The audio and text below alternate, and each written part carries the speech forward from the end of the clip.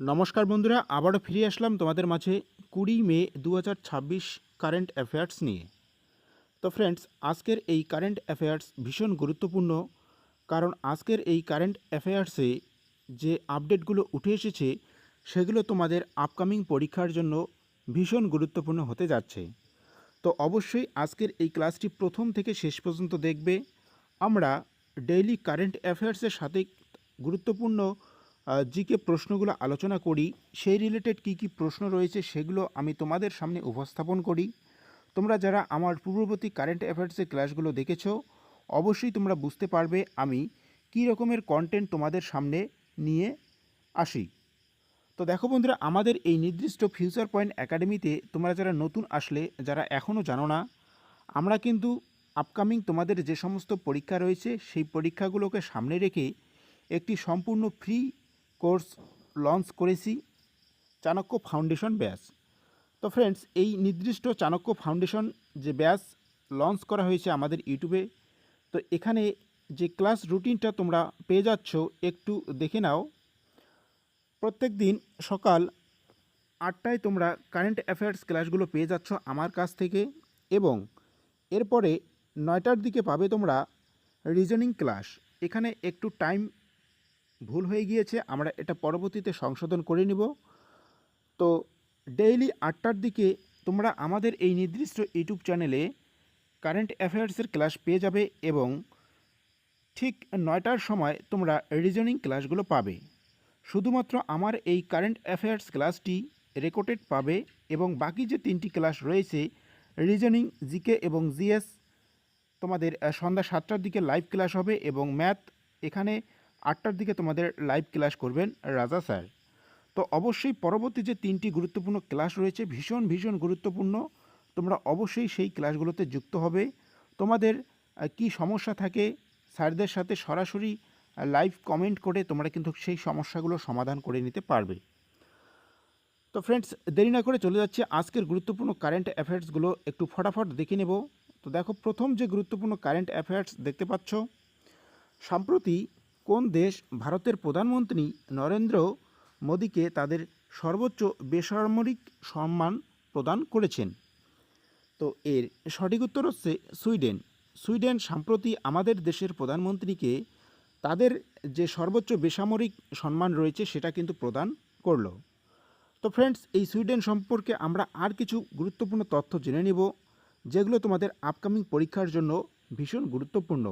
এবং আমি কিন্তু তোমাদের ডেইলি কারেন্ট অ্যাফেয়ার্সগুলো এভাবেই দিয়ে থাকি। তোমরা যারা এখনও আমাদের এই চ্যানেলের সাথে যুক্ত হওনি, খুব শীঘ্রই যুক্ত হয়ে যাবে। যারা টেলিগ্রাম গ্রুপে এখনও জয়েন হওনি, টেলিগ্রাম গ্রুপের লিঙ্ক তোমরা ডেসক্রিপশন বক্সে পেয়ে যাবে, সেখান থেকে প্রত্যেকেই টেলিগ্রাম গ্রুপে যুক্ত হয়ে যাও। তো ফ্রেন্ডস, এই সুইডেন এর রাজধানী হচ্ছে স্টকহোম, প্রত্যেকেই জানো, এবং যারা জানো না অবশ্যই খাতার মধ্যে সুন্দর একটা খাতা তৈরি করবে। সেখানে তোমরা এই যে নির্দিষ্ট যে বিষয়গুলো আমি তোমাদের সামনে তুলে ধরছি সেগুলো অবশ্যই নোট ডাউন করে রাখবে। তো ফ্রেন্ডস, এই সুইডেন দেশের মুদ্রাকে বলা হয় সুইডিশ ক্রোনা। এই সুইডেন দেশের বর্তমান যে প্রধানমন্ত্রী তার নাম হচ্ছে উলফ ক্রিস্টারসন, এবং ইউরোপীয় ইউনিয়ন দেশের সদস্য দেশ। এছাড়াও নোবেল পুরস্কার প্রদান করা হয় সুইডেনের পক্ষ থেকেই, এবং নোবেল পুরস্কারের প্রতিষ্ঠাতা আলফ্রেড নোবেল। এটা যারা জানো না অবশ্যই খাতার মধ্যে নোট করে রাখবে। এর সাথে আর দুটো বিষয় তোমরা নোট করে রাখতে পারো। সুইডেনের সংসদকে বলা হয় রিক্সডাগ, এবং এই সুইডেন দেশের সরকারি ভাষা হচ্ছে সুইডিশ। তো ফ্রেন্ডস, আশা করি তোমরা বিষয়টা বুঝতে পারলে। পরবর্তী 2 নম্বর কারেন্ট অ্যাফেয়ার্স একটু দেখে নেব। সুপ্রিম কোর্টের বিচারপতির নতুন অনুমোদিত সংখ্যা কত? সুপ্রিম কোর্টের বিচারপতির নতুন অনুমোদিত সংখ্যা কত? এর সঠিক উত্তর হচ্ছে 38 জন। এখন কিন্তু সুপ্রিম কোর্টে 38 জন বিচারপতি থাকবে, এমনটাই অনুমোদন পেশ করা হয়েছে। তো ফ্রেন্ডস, আমাদের এই ভারতবর্ষের সর্বোচ্চ যে আদালত সুপ্রিম কোর্ট অফ ইন্ডিয়া, এবং এটি প্রতিষ্ঠিত হয় 28শে জানুয়ারি 1950 সালে। 28শে জানুয়ারি 1950 সালে আমাদের এই সুপ্রিম কোর্ট প্রতিষ্ঠিত হয়, এবং এটি নয়াদিল্লিতে স্থাপন করা হয় সংবিধানের পঞ্চম ভাগে উল্লেখ আছে। এছাড়াও অনুচ্ছেদ 124 সুপ্রিম কোর্ট সম্পর্কিত তথ্য দেওয়া হয়েছে এবং ভারতের প্রথম প্রধান বিচারপতি হচ্ছে এইচ জে কানিয়া। এটা কিন্তু মোস্ট ইম্পর্ট্যান্ট একটি পয়েন্ট, অবশ্যই খাতার মধ্যে নোট করে রাখবে। ভারতের প্রথম প্রধান বিচারপতি অর্থাৎ সুপ্রিম কোর্টের প্রথম প্রধান বিচারপতি হচ্ছেন H J Kania. Most important, অবশ্যই খাতার মধ্যে নোট ডাউন করবে। এবং বর্তমান প্রধান বিচারপতি সম্পর্কিত প্রশ্ন পরীক্ষার জন্য কিন্তু ভীষণ গুরুত্বপূর্ণ। ঠিক আছে, তো তোমরা যারা আমাদের সন্ধ্যা 7টার দিকে যে জিকে এবং জিএস ক্লাস হয় সেখানে কিন্তু অধ্যায়ভিত্তিক ক্লাসগুলো করাচ্ছেন পরীক্ষিত স্যার, তো অবশ্যই সেই ক্লাসগুলো তোমরা দেখবে। নেক্সট দেখে নাও 3 নম্বর গুরুত্বপূর্ণ কারেন্ট অ্যাফেয়ার্স।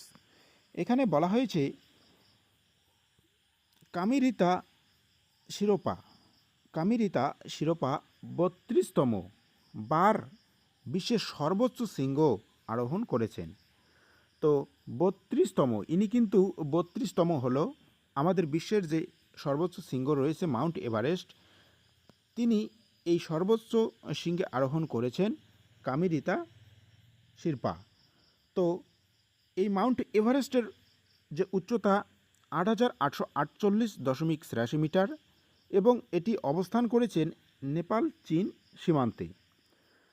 এই মাউন্ট এভারেস্টে প্রথম যে আরোহী তার নাম হচ্ছে এডমন্ড হিলারি এবং তেনজিন নরগে। এডমন্ড হিলারি ও তেনজিন নরগে হচ্ছেন প্রথম আরোহী। এছাড়াও যদি আমরা ভারতের ক্ষেত্রে একটু দেখি, ভারতের সর্বোচ্চ শৃঙ্গ হচ্ছে কাঞ্চনজঙ্ঘা। ভারতের সর্বোচ্চ শৃঙ্গ কাঞ্চনজঙ্ঘা এবং এই কাঞ্চনজঙ্ঘা অবস্থিত হচ্ছে সিকিমে। এবং যে শেরপা জনগোষ্ঠী রয়েছে, এই শেরপা জনগোষ্ঠী নেপালের পাহাড়ি অঞ্চলে বসবাস করে। তো ফ্রেন্ডস, ক্লাসগুলো যদি একটু উপকারে আসে, ছোট্ট একটা রিকোয়েস্ট করব, ক্লাসটিতে একটা লাইক দিয়ে বন্ধুদের মাঝে শেয়ার করে দিবে, এতটুকুই তোমাদের কাছে চাওয়া। তোমরা যদি সাপোর্ট করো, আমরা তোমাদেরকে সাথে নিয়ে অনেক কিছু করার স্বপ্ন দেখেছি, সেগুলো আমরা বাস্তবায়ন করতে পারবো এবং আগামীতে তোমাদের জন্য আরও অনেক ভালো কিছু অপেক্ষা করছে। শুধু পাশে থাকবে, সাপোর্ট করবে, এতটুকুই তোমাদের কাছে চাওয়া। নেক্সট দেখে নাও 4 নম্বর, তৃতীয় নর্ডিক ইন্ডিয়া সামিট কোথায় অনুষ্ঠিত হয়েছে? নর্ডিক দেশ বলতে আমি পূর্ববর্তী একটি ক্লাসে তোমাদেরকে এই বিষয় নিয়ে বিস্তারিত আলোচনা করে দিয়েছিলাম। আমাদের এই বিশ্বের তাবতাবর 5টি দেশ কিন্তু এই নর্ডিক সম্মেলনে অন্তর্গত, যারা কিনা আমাদের এই গোটা বিশ্বের বিভিন্ন যে গুরুত্বপূর্ণ বিষয়, জলবায়ু, এছাড়াও আবহাওয়া এবং এছাড়াও আরও কিছু গুরুত্বপূর্ণ বিষয় তারা নজরে রাখেন এবং সেগুলো নিয়ে গবেষণা করেন এবং গুরুত্বপূর্ণ সিদ্ধান্ত কিন্তু তারা গ্রহণ করেন। তো এই নর্ডিক দেশের যে সমস্ত দেশ অন্তর্গত রয়েছে, আমি নামগুলো একটু বলছি, পারলে খাতার মধ্যে নোট করে নাও। নরওয়ে, সুইডেন, ডেনমার্ক, ফিনল্যান্ড এবং আইসল্যান্ড, এই 5টি দেশ কিন্তু এই নর্ডিক সম্মেলনের সদস্য এবং নরওয়ে ন্যাটোর সদস্য। একটু অবশ্যই নোট করে রাখবে, এই নরওয়ে কিন্তু অন্যদিকে আবার ন্যাটোর সদস্য। এছাড়াও বন্ধুরা, নোবেলের শান্তি পুরস্কার প্রদান করা হয় অসলোতে। নোবেলের ক্ষেত্রে যে শান্তি পুরস্কার সেটা কিন্তু প্রদান করা হয় অসলোতে এবং নরওয়ের সংসদকে বলা হয় স্টার্টিং। নরওয়ের সংসদকে বলা হয় স্টার্টিং। নেক্সট আমরা 5 নম্বর দেখে নেব কি গুরুত্বপূর্ণ আপডেট উঠে এসেছে। ভারতের প্রথম স্বদেশী সামরিক পরিবহন বিমান কোন শহরে তৈরি হচ্ছে? ভারতের প্রথম স্বদেশী সামরিক পরিবহন বিমান কোন শহরে তৈরি হচ্ছে? এর সঠিক উত্তর হচ্ছে ভাদোদরা, যেটি গুজরাটে অবস্থিত। ভাদোদরাতে ভারতের প্রথম স্বদেশী সামরিক পরিবহন বিমান তৈরি করা হচ্ছে। তো দেখো ফ্রেন্ডস, এই প্রকল্পের অংশীদারিত্বে কারা কারা রয়েছেন? Tata group and Airbus. Tata group ও এয়ারবাস কিন্তু এই প্রকল্পের অংশীদার রয়েছেন এবং এটি একটি সামরিক পরিবহন বিমান। এছাড়াও আরেকটি পয়েন্ট তোমরা করতেই পারো, যদিও অনেকেই জানো, যে গুজরাটের রাজধানী গান্ধীনগর এবং স্ট্যাচু অফ ইউনিটি কিন্তু গুজরাটে অবস্থিত স্ট্যাচু অফ ইউনিটি গুজরাটে অবস্থিত। এছাড়াও সবরমতী আশ্রম আহমেদাবাদে অবস্থিত। তো ফ্রেন্ডস, আমরা সবসময় চেষ্টা করি আমাদের এই ফিউচার একাডেমির পক্ষ থেকে তোমাদেরকে খুব কম সময়ে বেশি কিছু কন্টেন্ট দেওয়ার, যাতে করে তোমরা একসাথে অনেকগুলো বিষয়কে মিলিয়ে নিয়ে ভালোভাবে পড়াশোনাটা চালিয়ে যেতে পারো এবং পরীক্ষার জন্য যাতে ভালো করে প্রিপারেশন করতে পারো, সেই চেষ্টাই কিন্তু আমরা সবাই মিলে করে যাচ্ছি। তো অবশ্যই বাকি ক্লাসগুলো দেখবে। এরপরে তোমাদের ঠিক 9টার দিকে রিজনিং ক্লাস নিয়ে আসছে সাফিউল স্যার। তোমরা অবশ্যই সেই ক্লাসটি লাইভ পাবে এবং যদি পূর্ববর্তী ক্লাসগুলো দেখতে চাও অবশ্যই ভিডিও প্লে লিস্টে যাও, তোমাদের সুবিধার জন্য প্লে লিস্ট তৈরি করা রয়েছে, সেখান থেকে তোমরা অবশ্যই দেখে নিতে পারো। এবং 6 নম্বর যে গুরুত্বপূর্ণ কারেন্ট অ্যাফেয়ার্স, হলঙ্গপার গিবন সেঞ্চুরি কোন রাজ্যে অবস্থিত? এটি অসমে অবস্থিত। একমাত্র এ প্রজাতির প্রাণী হচ্ছে হলক গিবন, এখানে পাওয়া যায়।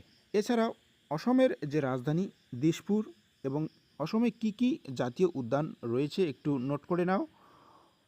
কাজিরাঙ্গা এবং মানস সরোবর অসমের জাতীয় উদ্যান এবং এটি অসমেই অবস্থিত। এছাড়াও ব্রহ্মপুত্র নদ অসম দিয়ে প্রবাহিত হয়েছে। অসমের প্রধান উৎসব হচ্ছে বিহু এবং কাজিরাঙ্গায় একশৃঙ্গ গন্ডারের জন্য বিখ্যাত। অবশ্যই এগুলো খাতার মধ্যে নোট ডাউন করে রাখবে। নেক্সট আমরা দেখে নেব 7 নম্বর গুরুত্বপূর্ণ কারেন্ট অ্যাফেয়ার্স। বিডি সত্যসেনা কেরালার নতুন মুখ্যমন্ত্রী হিসাবে কিন্তু শপথ গ্রহণ করেছেন। তো এই কেরালার রাজধানী হচ্ছে তিরুবনন্তপুরম, আমরা প্রত্যেকেই জানি, এবং এখানকার ভারতের উচ্চ সাক্ষরতা রাজ্য হিসেবে কেরালাকে ঘোষণা করা হয়েছে এবং প্রথম সম্পূর্ণ শিক্ষিত রাজ্য হিসেবে স্বীকৃতি লাভ করলো। এছাড়াও সাইলেন্ট ভ্যালি জাতীয় উদ্যান কেরালায় অবস্থিত এবং কেরালার যে বিখ্যাত দুটো নৃত্য রয়েছে কথাকলি এবং মোহিনী আট্টম, এ দুটো হচ্ছে কেরালার বিখ্যাত নৃত্য। এছাড়াও ওনাম কেরালার প্রধান উৎসব। ওনাম হচ্ছে কেরালার প্রধান উৎসব। তো ফ্রেন্ডস, ক্লাসগুলো কেমন লাগলো অবশ্যই একটু কমেন্ট করবে এবং তোমাদের কমেন্ট কিন্তু আমাদের মাঝে অনুপ্রেরণা যোগায় পরবর্তী এই রকম ক্লাসগুলো তোমাদের সামনে উপস্থাপন করতে এবং এর থেকে আরও বেটার কিছু করতে। তো অবশ্যই একটু কমেন্ট করবে। নেক্সট আমরা দেখে নিচ্ছি 8 নম্বর। 8 নম্বরে কী বলা হয়েছে? প্যাজনাথ নাগ উৎসব এটি পালিত হয় জম্মু এবং কাশ্মীরে। জম্মু কাশ্মীরে এই উৎসবটি পালন করা হয়ে থাকে এবং এখানে গ্রীষ্মকালীন রাজধানী পরিবর্তন হয়ে শ্রীনগরে চলে যায় এবং শীতকালীন রাজধানী কিন্তু জম্মুতে হয়। এখানে রয়েছে ডাল লেক, যেটি শ্রীনগরে অবস্থিত এবং অনুচ্ছেদ 370-এর অপসারণ করা হয় 2019 সালে। 2019 সালে 370 ধারার অপসারণ করা হয়, অর্থাৎ বাতিল বলে গণ্য করা হয়। এছাড়াও বৈষ্ণোদেবী মন্দির জম্মুতে অবস্থিত এবং অমরনাথ গুহা গুরুত্বপূর্ণ তীর্থস্থান, যেটি জম্মু এবং কাশ্মীরে রাজ্যে অবস্থিত। নেক্সট 9 নম্বর একটু দেখে নাও। চাত্তারা চলচ্চিত্রের ট্রেলার কান চলচ্চিত্র উৎসবে প্রদর্শিত হয়েছে। আমি আরেকবার ভালো করে বুঝিয়ে দিচ্ছি। চাত্তারা যে চলচ্চিত্রটা রয়েছে, চাত্তারা এই চলচ্চিত্রের যে ট্রেলার সেটা কান চলচ্চিত্র উৎসবে প্রদর্শিত হয়েছে। তো এই কান চলচ্চিত্র উৎসব কোথায় অনুষ্ঠিত হয়? এটা অনুষ্ঠিত হয় ফ্রান্সের কান শহরে। ফ্রান্সের কান শহরে এটি অনুষ্ঠিত হয়। এখানে ফ্রান্সের রাজধানী প্যারিস এবং আইফেল টাওয়ার এটা কিন্তু প্যারিসেই অবস্থিত। অবশ্যই আমি এগুলো পাশাপাশি রেখেছি যাতে তোমরা এগুলো রিলেট করে পড়তে পারো, এজন্যই কিন্তু রাখা। আমি আশা রাখি তোমরা যদি ক্লাসটা একটু মনোযোগ সহকারে দেখো, তোমাদের দু একবার ক্লাসটি দেখলে পরেই এগুলো খুব সহজে অনায়াসে মনে রাখতে পারবে। এছাড়াও দেখো বন্ধুরা, ইউনেস্কোর সদর দপ্তর এটাও কিন্তু প্যারিসেই অবস্থিত এবং বিশ্বের অন্যতম মর্যাদাপূর্ণ চলচ্চিত্রের উৎসব। এই বিশ্বের অন্যতম মর্যাদাপূর্ণ চলচ্চিত্র উৎসব একটু আগেই বললাম, সেটা অনুষ্ঠিত হয় কান চলচ্চিত্র উৎসব নামে। নেক্সট 10 নম্বর, একটি আইপিএল মৌসুমে সর্বাধিক ছক্কা মারা ভারতীয় ব্যাটসম্যান হিসেবে ইতিহাস গড়লেন কে? এর সঠিক উত্তর হচ্ছে বৈভব সূর্যবংশী। বৈভব সূর্যবংশী কিন্তু এই প্রথম কিন্তু সেই রেকর্ডটি করলো, অর্থাৎ সর্বোচ্চ ছক্কা মারার যে রেকর্ড সে কিন্তু তৈরি করলো। তো ফ্রেন্ডস, এই আইপিএল শুরু হয় 2008 সাল থেকে এবং এই আইপিএল পরিচালনা করেন board of control for cricket in India, অর্থাৎ বিসিসিআই, যাকে আমরা সংক্ষেপে বিসিসিআই হিসাবে জানি। এবং টি-20 ফরম্যাটে এটি খেলা হয় এবং প্রথম আইপিএল জয়ী হচ্ছে রাজস্থান রয়্যালস। এটা অবশ্যই পয়েন্ট করবে। 2008 সালে যখন শুরু হয় তখন প্রথম আইপিএল বিজয়ী হচ্ছেন রাজস্থান রয়্যালস। নেক্সট আমরা দেখে নেব নিমপাড়া পথ উৎসব 2026 কোন রাজ্যে আয়োজন করা হয়েছে? এর সঠিক উত্তর হচ্ছে উড়িষ্যা। উড়িষ্যাতে এটি শুরু করা হয়েছে।